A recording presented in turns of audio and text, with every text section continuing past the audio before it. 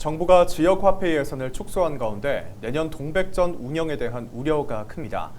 부산시가 내년도 동백전 예산으로 12,500억 가까이 편성했지만 현재 발행 규모를 유지하기엔 턱없이 부족한 상황인데요. 시민사회에서는 정부가 삭감한 지역화폐 예산을 재편성해야 한다는 목소리가 터져나옵니다.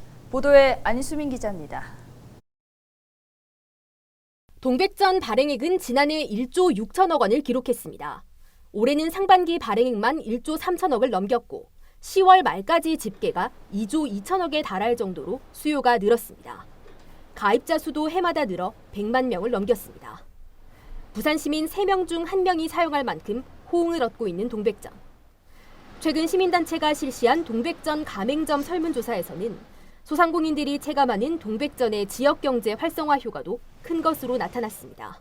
시민들도 10명 중에서 한 8명, 또 지금 가맹점주도 10명 중에 9명 정도가 필요하다. 그리고 개인 매출을 올리는 그런 역할뿐 아니고 지역 경제를 활성화한다는 부분에. 하지만 동백전의 존속이 위태롭습니다. 가장 큰 문제는 정부 지원 예산의 축소입니다.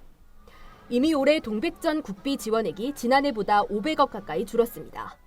대신 부산시가 12,424억을 더 투입했지만 수요가 지속해서 늘면서 결국 지난 8월 할인폭이 절반으로 줄었고 월 사용 한도도 축소됐습니다.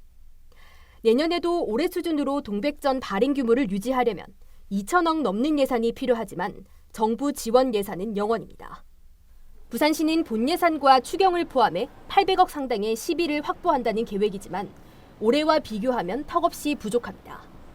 시민사회는 정부 지원 없이 동백전이 운영될 수 없다며 정부가 삭감한 지역화폐 예산을 재편성해야 한다는 목소리를 높이고 있습니다. 네, 지난 40여일 동안 부산 시민 14,500여 명께서 동백전 살리기 서명운동에 함께해 주셨습니다.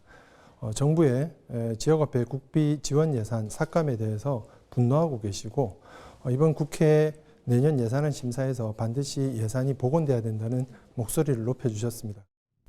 최근 국회 행정안전위원회가 전액 삭감됐던 지역화폐 예산 5천억을 증액하면서 국비 지원의 불씨가 되살아났습니다.